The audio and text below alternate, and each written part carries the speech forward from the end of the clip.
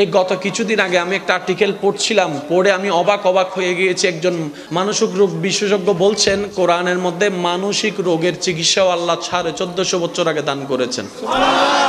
উনি বলছেন সূরা আল ইমরানের 132 নম্বর আয়াত থেকে শুরু করে 139 নম্বর আয়াত, এটা মানসিক রোগের চিকিৎসা হিসাবে আল্লাহ আয়াত নাজিল করেছেন। পড়লে এমনই মনে হয়ে যায়, বলেন সুবহানাল্লাহ।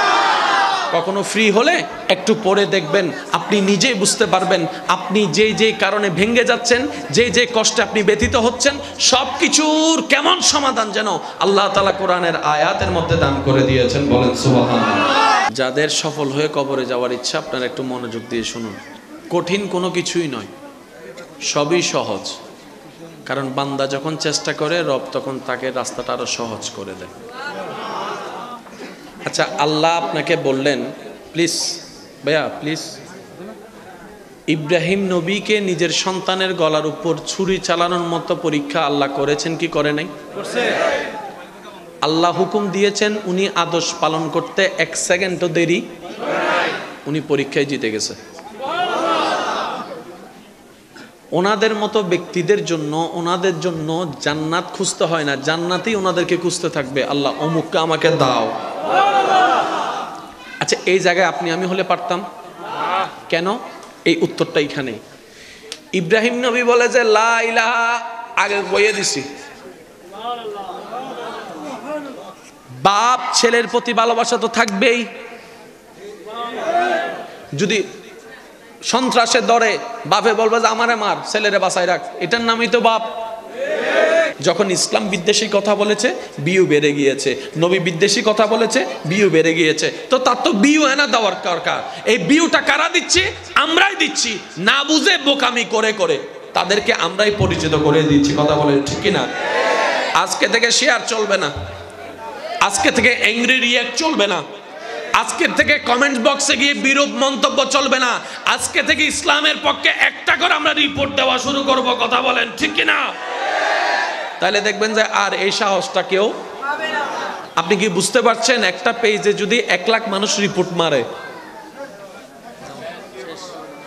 কথা বলেন না রে ভাই, সে আর দ্বিতীয়বার সাহস এটা করবে? আমি অনুরোধ করব, যদি এই কথায় আপনারা বিবেকের সাথে একমত হন আমার সাথে, এই বার্তাটুকু আপনারা অন্যের কাছে নিজ দায়িত্বে পৌঁছায় দিবেন। সবাইকে সজাগ করবেন যেন আমরা আর কোনো শেয়ার না করি, আমরা যেন কোনো অ্যাংরি রিয়েক্টও দেওয়ার দরকার নাই। আমরা শুধু একটা জিনিসে ওনাদেরকে উপহার দিব, সেটার নাম হচ্ছে রিপোর্ট। পারবেন তো ইনশাআল্লাহ? পারবেন তো ইনশাআল্লাহ? আল্লাহ আমাদের সবাইকে কবুল আর মঞ্জুর করুক, আমিন। সম্মানিত উপস্থিতি, আমি কথা যেটা বলেছি যদি পছন্দ হয় আপনারা গ্রহণ করে নেবেন।